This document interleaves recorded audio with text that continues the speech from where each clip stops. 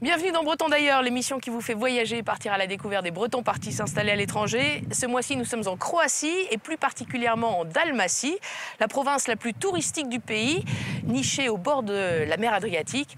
Alors, avant de retrouver nos Bretons que nous avons rencontrés dans un petit village de la côte dalmate, je vous propose de visiter les 3 principales perles de Dalmatie, Zadar, Split et Dubrovnik.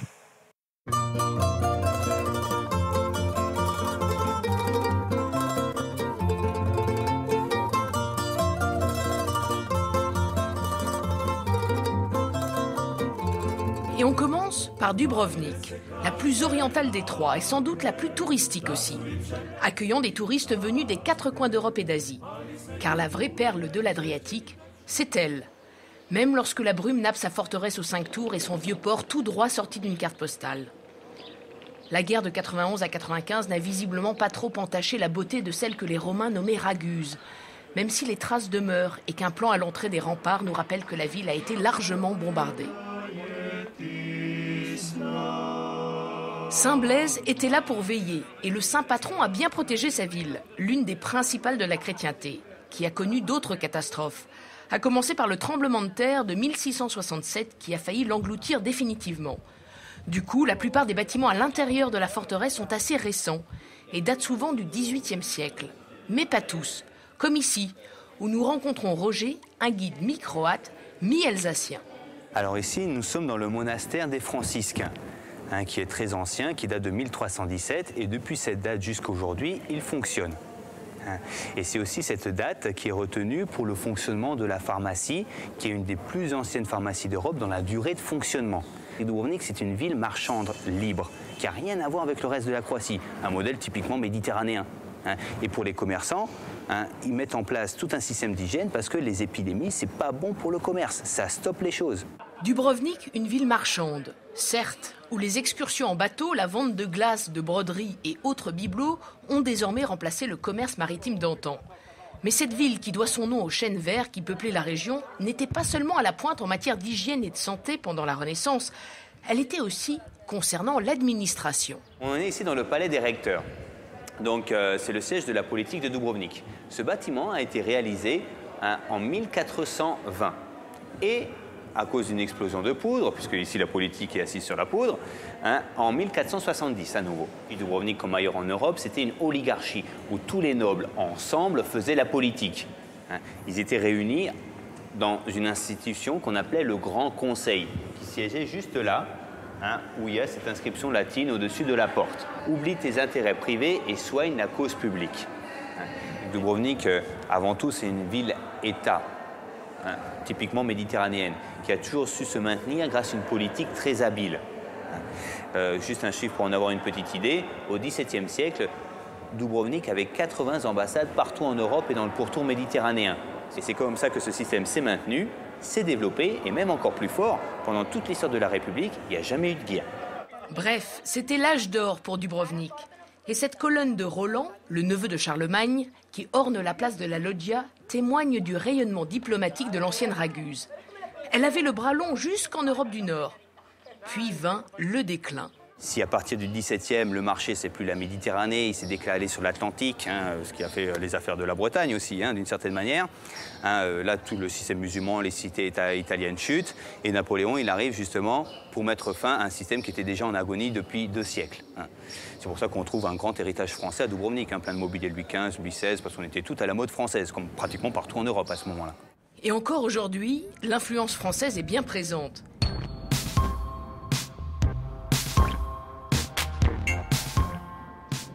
Et même une influence celte, beaucoup plus lointaine. Mais n'exagérons pas, Napoléon ne resta que de 1806 à 1813, avant d'être supplanté par les Autrichiens. Ce qui lui laissa tout de même le temps de faire bâtir ce fort impérial qui surplombe la région. Pris d'assaut par les Serbes en 91, il abrite aujourd'hui une exposition permanente sur la guerre d'indépendance. On y découvre des images de Dubrovnik avant et après le tristement célèbre bombardement du 6 décembre 1991 qui fit 13 morts et 60 blessés.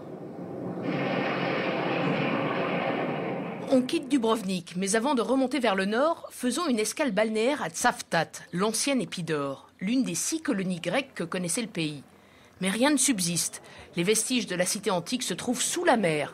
Alors, à défaut de visite, on peut profiter de la vue depuis la marina. Reprenons la route côtière, direction Split. Une route qui traverse la Bosnie sur 26 km, à la faveur d'un tracé des frontières bien singulier, et notamment Neum, seule ville bosniaque donnant sur la mer, même si les drapeaux ici restent croates.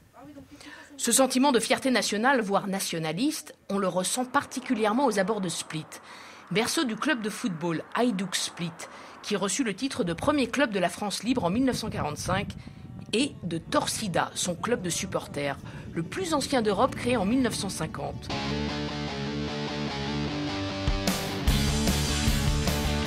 Ces couleurs, bleues et rouges, on les rencontre partout, le long des routes, sur les rambardes, les murs, les fontaines, et même jusque dans les maisons.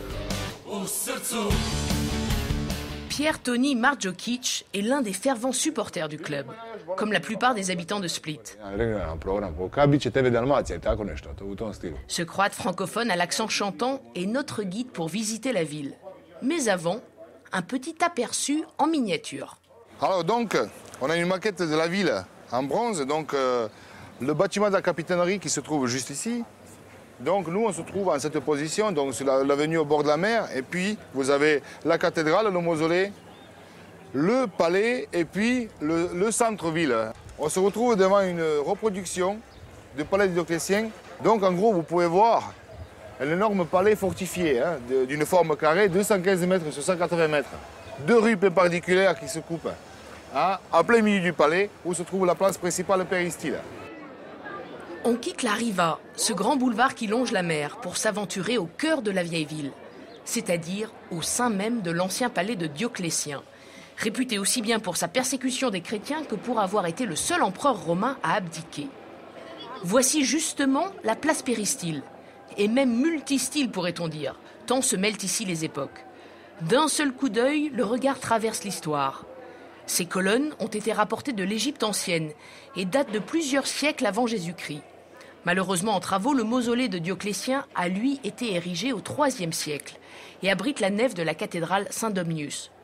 Quant au campanile, il fut élevé 10 siècles plus tard au XIIIe, auquel on ajouta ce clocher, en 1908. Cette mosaïque d'influence et de style est d'ailleurs à l'image de la cité tout entière. Ici, les restes d'une église du 5e siècle, la plus vieille de Split. Là, un palais gothique du 15e, sans doute le plus beau, qui abrite aujourd'hui le musée de la ville. Et un peu plus loin, le temple de Jupiter, en l'honneur de Dioclétien, sa réincarnation, érigée au 4e siècle. Suivons ces enfants, ils nous entraînent tout droit vers la célèbre piazza, où l'on retrouve Pierre. Alors donc on se trouve sur la place donc, qui est en fait l'élargissement de la ville. L'exemple flagrant comme la ville s'est élargie. Donc au même endroit, on peut trouver la porte antique, un clocher de l'époque romane, des palais gothiques, ensuite un clocher de l'époque Renaissance, du classique, du néoclassique, donc, et puis du moderne. Donc tout ceci, ça reflète bien l'image de la vieille ville de Split. L'ancien palais romain qui s'est en fait transformé en une grande ville. Un palais romain construit avec la même pierre blanche que la Maison Blanche à Washington.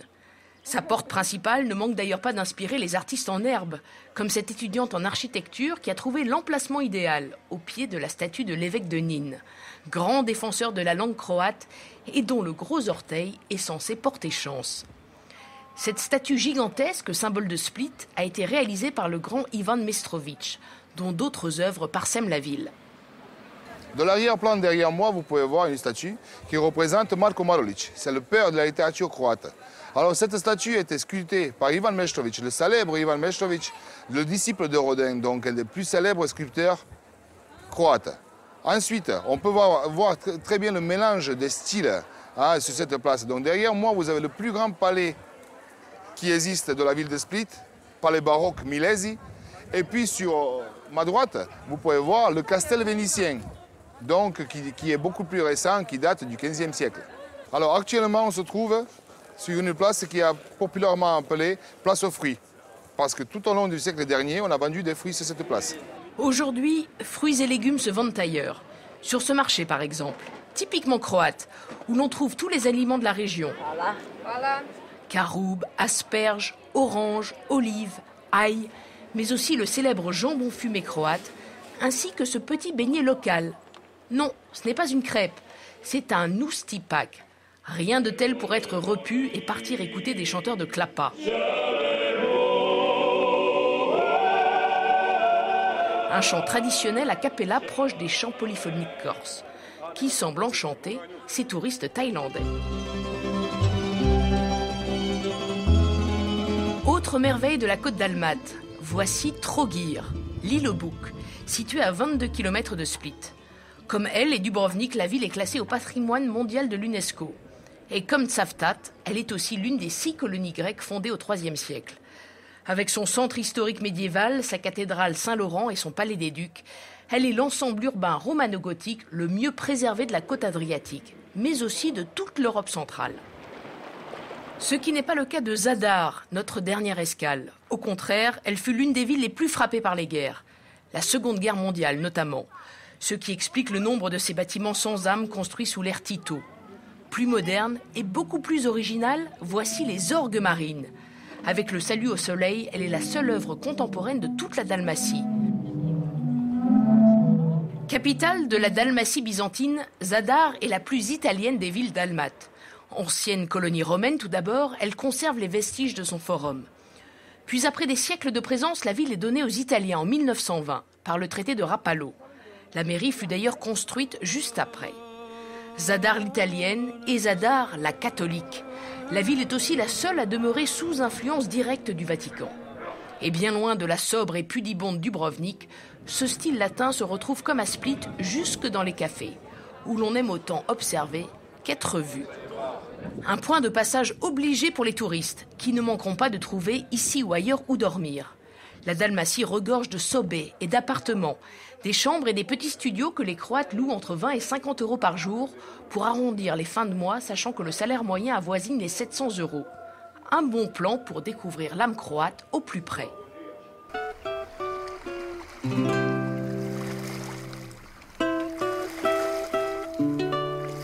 Après tant de merveilles architecturales, une baignade s'impose. Mais attention, le pays n'est pas réputé pour ses plages de sable blanc.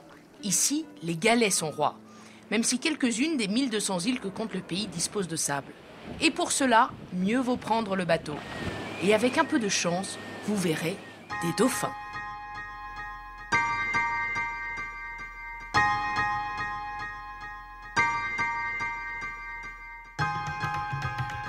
Entre-temps, nous sommes justement sur un bateau. Nous sommes au large de Pakostan, une petite ville côtière à 36 km au sud de Zadar. Pakostan qui compte 2000 habitants, dont 3 Bretons, ou plutôt 2,5, puisque Gérard Villemer, loueur de bateau qui se trouve juste à côté de moi, est pas complètement breton, mais vous êtes un breton d'adoption, un breton de cœur, ou même un breton par osmose, vous dites, l'orientais même. Alors, je suis l'orientais, alors je dis breton par osmose parce que je travaillais à Lorient automne, hiver et printemps. Et chaque été, j'essayais de venir en Croatie, dans les îles, 8 semaines, parfois 2 mois. Tout dépendait des congés. Mais racontez-nous, puisque vous êtes un Français de l'étranger, vous avez beaucoup vécu à l'étranger, et puis vous avez choisi de vivre pendant 17 ans à Lorient. C'était quand ? C'était en 80, où j'ai quitté la région parisienne que je ne pouvais plus supporter. J'ai travaillé donc à Lorient pour l'immobilier, puis après pour l'informatique, sur les 4 départements bretons. Mais chaque année, je revenais ici, dans les îles, parce que c'est le plus bel archipel d'Europe. Alors là aussi, vous êtes l'un des premiers Français qui vous êtes installé en Croatie, et notamment à Pakostan. Et ça, c'est grâce au Club Méditerranée qui s'est installé en 1961 ici et qui est le seul club méditerranéen, qui était le seul club méditerranéen de Croatie. À l'époque, c'était la Yougoslavie, donc je suis venu en 67. Coup de cœur ? Non, comme moniteur d'enfant. Je voulais être moniteur d'enfant au bord de la mer. Et ici, c'est superbe. Et je suis tombé amoureux des îles, d'abord. Et puis d'une femme. Ensuite d'une Croate, on a 3 enfants en commun et elle vit à Lorient et moi je vis chez elle à Pakostan. Alors vous êtes venu une première fois en 67 avec le Club Méditerranée en Croatie, vous revenez en 97, donc 30 ans après, vous étiez décidément très séduit par ce pays. Oui, j'ai décidé en 97 d'arrêter l'informatique sur le département breton et j'avais envie de vivre dans les îles. Donc j'ai créé ma société de location de bateaux Je savais que ça allait exploser, et ça a explosé dans les années 2001, 2004, 2005. Vous pratiquiez la voile plus jeune? Ah bah ça date du Maroc, de l'Orient, le CNL, la Carnéval, les régates européennes. Alors juste pour rappeler, vous êtes né en Afrique? Ouais, je suis né à Bangui pendant 2 ans. Ensuite, j'ai fait 15 ans au Maroc, mon père étant militaire. Donc c'est à ce moment-là que vous avez appris à naviguer? C'est là que j'ai appris à aimer la mer, l'Atlantique, les vagues, les marées, les choses comme ça. Alors ici, c'est pas l'Atlantique, c'est l'Adriatique. Quelle différence? Bah ici, c'est comme le golfe du Morbihan, sans les marées, sans les courants et en maillot de bain. Il ne faut pas être très marin pour naviguer en Adriatique, mais quand on a un coup de chien, il faut être compétent. Mais c'est sûr que c'est pas les minguiers, c'est pas le ratsin. Quelles sont les difficultés que peut rencontrer un Français qui veut, comme vous, s'installer ici? La langue ou la langue. C'est ce qu'il y a de plus compliqué à apprendre. Ça vous a pris combien de temps? Bah, j'ai pas fini au bout de 44 ans. C'est une des langues des plus difficiles d'Europe. Comme vous le savez, la Croatie entre dans l'Europe l'année prochaine, en juillet 2013. Qu'est-ce que ça peut changer? Ben pour eux, ça va être bien pour les gens aisés, pour les riches, pour les gens de Zagreb, parce qu'ils vont mieux vivre ou être sur Bruxelles. Pour les gens locaux, à mon avis, ça va pas être bien pendant 3-4 années. Donc ça, c'est pour les Croates. Il faut savoir qu'en Croatie, la classe moyenne a été laminée, c'est-à-dire où ils sont pauvres, très pauvres, où ils sont riches, très riches. Vous qui connaissez aussi bien les Bretons et les Croates, y a-t-il des points communs entre ces deux peuples? À part la météo, à mon avis, ils sont pareils. Ils sont plus proches des Corses, mais ils sont aussi têtus que des Bretons. D'accord. C'est un peuple, j'oserais dire, nationaliste. Ils sont chez eux, ils sont bien chez eux. Un peu comme les Bretons sont chez eux et comme les Corses sont chez eux. Alors, C'est 3 entités qui, pour moi, sont identiques. Je retrouve des similitudes avec les Bretons ou avec les Corses. Voilà. Alors, vous nous avez dit que vous aviez commencé au Club Méditerranée ici. Oui. Vous êtes également ce qu'on appelle un voileux. Eh bien, vous avez des points communs avec les 2 Bretons que nous avons rencontrés à Pakostan, les 2 autres Bretons, Guylaine et Sébastien. Je vous propose de découvrir leur portrait.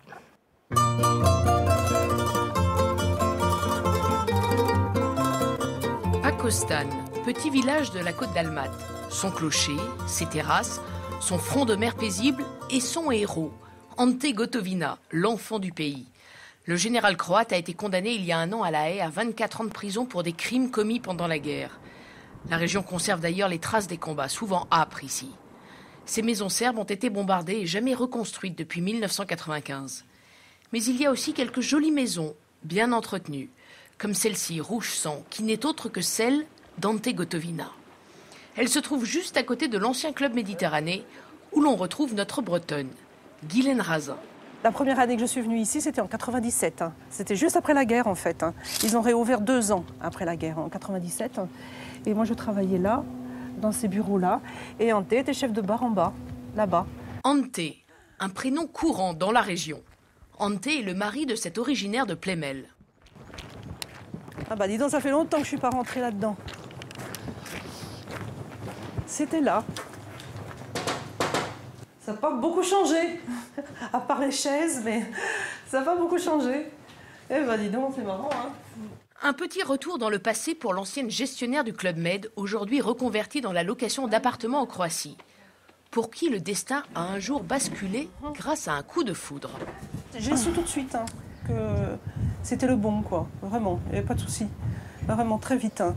Donc on a eu en fait 4 saisons d'hiver dans le même village en France et 4 saisons d'été ici. Alors ça a été le top, quoi. Tellement que Guylaine a décidé de rester ici. En fait, j'ai créé moi-même mon site internet, mon premier site internet. Et les voisins m'ont demandé, mais tiens, tu pourrais pas aussi louer mon petit studio? Et ça a commencé comme ça. Et le bruit a commencé à courir très vite dans le village que je louais des appartements ou des studios et que j'amenais des Français. Et donc, au fur et à mesure, ils sont tous venus me voir, quoi. Et avec les années, parce que maintenant, ça va faire quand même plus de 10 ans, donc maintenant, j'en ai à peu près, rien que sur le village, à peu près 180 appartements sur le village, à louer. Imam jedan réservation za tebe.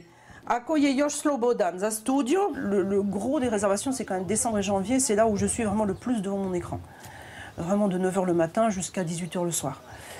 Et puis je fais que ça, répondre aux mails. Parce que toujours les gens, là, ils cherchent, ou alors ils sont recommandés par des copains qui sont déjà venus, enfin, des choses comme ça.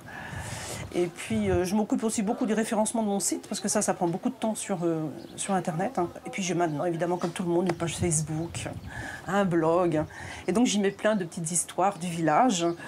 Voilà. Cette femme active est aussi mère de famille. Elle a 2 enfants, Christopher, 14 ans, et Emma, 8 ans. Bravo. Moi, j'ai toujours fait attention de parler français avec eux à la maison. Et par contre, Ante leur parle toujours en croate.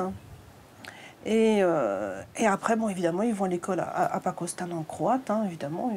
Mais je prends une étudiante, effectivement, qui vient de 2h30 à peu près jusqu'à 6h30 le soir, et qui s'occupe de faire les devoirs aux enfants. Et puis surtout, qui occupe Christopher, parce que sinon, il ne ferait rien. Tu vas chauffer tout seul? Ouais. Guylaine est désormais bien intégrée. Elle a organisé sa vie qui paraît très loin de la Bretagne. Et pourtant, la nostalgie l'effleure parfois. La pluie me manque. Et il paraît qu'il y a même un syndrome de celui qui n'a pas de pluie, je vous assure. Il y a un syndrome. Ma maman me prépare des colis avec du blé noir, des palais de Saint-Michel, et puis voilà, plein de petits produits comme ça de Bretagne. Et puis c'est les Français qui me les amènent, donc je passe leur faire un petit coucou, puis je récupère mon colis. Et puis c'est comme ça qu'en fait, voilà, on ne quitte pas la Bretagne du cœur si vite, faut pas croire. Voilà. Oui, j'ai acheté ma galetière en Bretagne, mais j'aimerais surtout en acheter une vraie la prochaine fois. Ça serait bien. C'est surtout la vraie qui m'intéresse. Et puis, comme ça, voilà, ça nous rapproche de la Bretagne. Toujours un peu. Je vais vous montrer donc mon drapeau breton que je sors l'été et que je vais donc accrocher sur ma nouvelle maison. Voilà. Car Guylaine vient d'acheter une maison anciennement habitée par des Serbes. Mais avant de nous montrer sa nouvelle demeure, cette Morbihanaise échange quelques mots avec un voisin, en croate. Biće bolje. Biće bolje. Da, da. Ajde, vidimo se. Et voilà la maison que j'ai achetée. Et en fait, je l'ai achetée il y a 15 jours. Ça a été difficile, mais voilà, après 2 ans de tracasserie, de papier, ça y est. Elle est à moi. Et c'est en voiture siglée que l'on suit Guylaine. La journée s'achève et elle va retrouver l'autre breton de Pakostan, Sébastien Dao, pour un dîner typiquement croate à la peka. Autrement dit, une cuisson à l'étouffée sous cloche. Elle aura peut-être un accent croate, enfin un accent français, quand elle parlera croate peut-être. Le lendemain, c'est en plein préparatif que l'on retrouve Sébastien. Depuis 4 ans, cet originaire de Plouvien organise une régate au début de la saison touristique. C'est la 4e édition et on l'a créé pour rencontrer d'autres Croates et puis dynamiser un petit peu le village. Au printemps, il ne se passe pas grand-chose. Ça fait un événement. La Croatie est très réputée pour tout ce qui est croisière, charter, tout ça. Mais en petit catamaran, voile légère comme ça, mis à part les clubs de voile qui sont très élitistes, il n'y a pas de... Il ne se passe rien, donc on a organisé la première régate, enfin les premières régates officielles de la fédération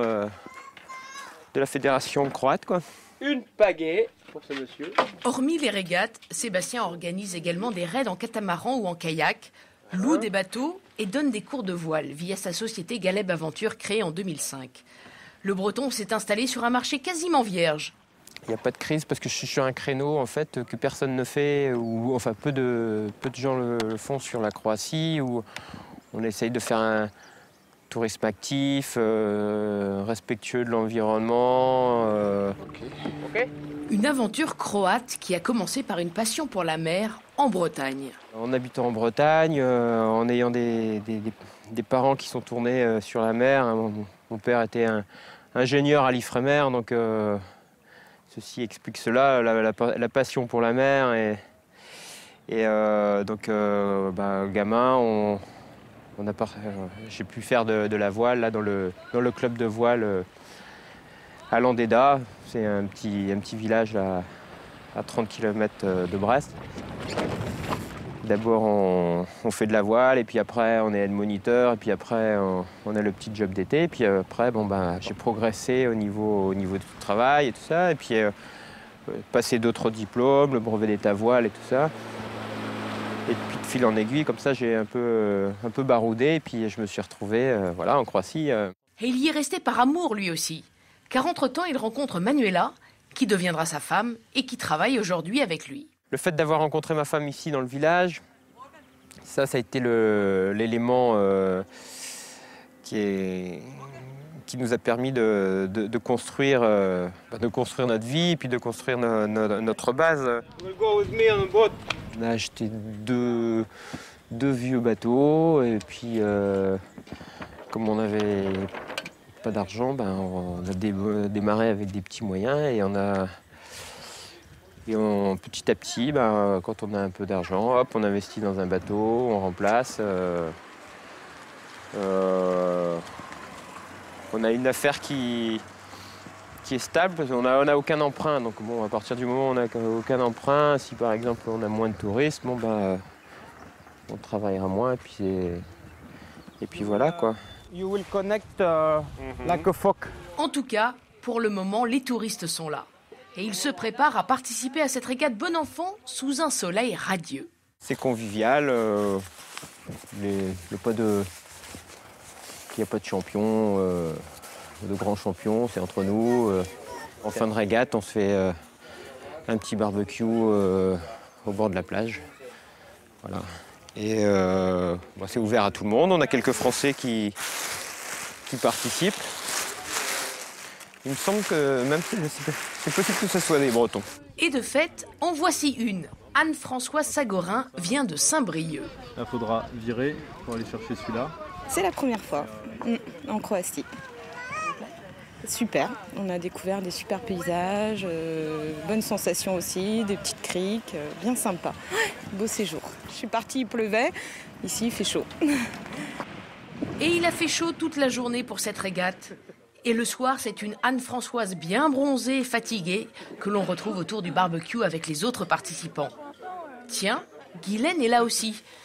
Mais elle n'a pas navigué. Elle a aidé l'épouse de Sébastien à préparer ce festin. Brochettes, saucisses et poissons grillés au soleil couchant. Loin de la guerre, la vie est redevenue douce à Pakostan. Ainsi se termine ce Breton d'ailleurs. On se quitte sur cette vue magnifique, splendide. Il s'agit du plus grand lac de Croatie. J'espère que cette émission vous a plu. Comme d'habitude, vous pouvez la retrouver au www.tbotv.fr et comme on dit ici en croate, doviđenja.